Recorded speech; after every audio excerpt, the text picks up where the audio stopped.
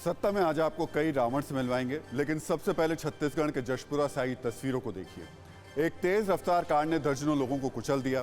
तस्वीर विचलित करने वाली है। ये लोग दशहरे की झांकी में शामिल होने के लिए जा रहे थे। इसी दौरान अचानक लाल रंग की एक गाड़ी कई लोगों को कुचलती हुई निकल गई।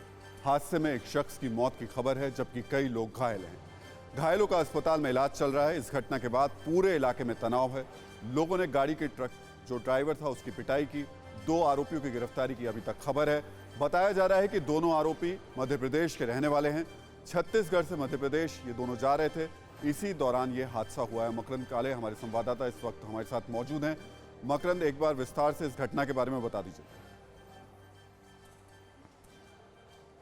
देखिए, पत्थल गांव की ये पूरी घटना है, जो क्षेत्र है जशपुर का, और वहां पर एक एमपी पासिंग गाड़ी थी जो एमपी की तरफ जा रही थी, और इसी दौरान जो दशहरे के लिए जुलूस निकल रहा था उसमें करीब 20 लोग इस गाड़ी की चपेट में आ गए, और इस दौरान एक शख्स की दर्दनाक मौत भी हो गई। जो तस्वीरें सामने आई हैं वो बहुत विचलित कर देने वाली हैं। एक गाड़ी सीधे लोगों को कुचलते हुए आगे बढ़ रही है और उसमें करीब 20 लोगों को कुचल दिया गया। एक की मौत हो गई है, जबकि 2 लोग जो हैं वो गंभीर रूप से घायल हैं, जिनको बड़े सेंटर पर रेफर कर दिया गया है। 14 लोग अस्पताल में भर्ती है, यानी कि एक की मौत हो गई है, कुल 16 घायल हैं।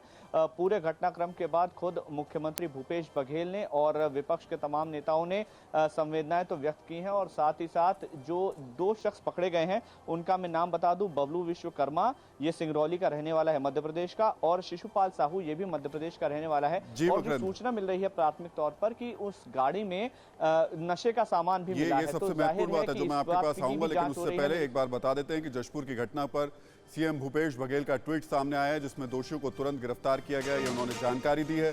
किसी को बख्शा नहीं जाएगा, ये भूपेश बघेल ने कहा है। लेकिन मकरंद, सबसे महत्वपूर्ण बात यह कि इस गाड़ी में ड्रग्स मौजूद थे, नशे का सामान मौजूद था। क्या किसी तरीके की मिलीभगत की कोई खबर सामने अभी तक आ रही है? दूसरा, इन दोनों के बारे में कुछ अभी तक डिटेल पता चल पा रहा है? इनका कोई क्रिमिनल रिकॉर्ड है? कुछ इस तरीके का हिस्ट्री, इनकी बैकग्राउंड इनका? देखिए, मेरी सिंगरौली एसपी वीरेंद्र सिंह से बात हुई। उनका साफ तौर पर कहना था कि अभी छत्तीसगढ़ पुलिस की तरफ से ऑफिशियल कम्युनिकेशन नहीं हुआ है, लेकिन अपने स्तर पर उन्होंने जांच पड़ताल करवानी शुरू कर दी है।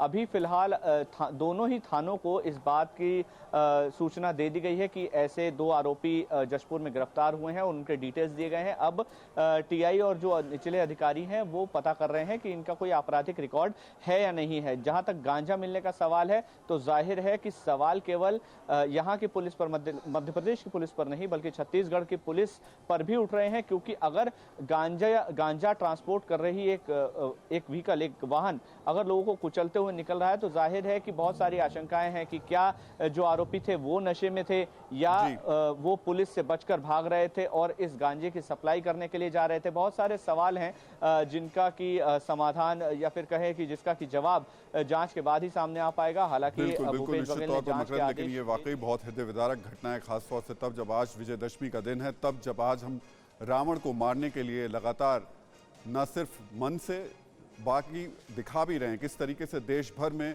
लगातार पुतलों का दहन किया जा रहा है। उस वक्त में इस तरीके की तस्वीरें जब आती हैं तो लगता है कि ये रावण कब खत्म होंगे। बहुत बहुत शुक्रिया जानकारी देने के लिए। परवाह देश की, सोमवार से शुक्रवार रात 10 बजे TV9 भारतवर्ष पर।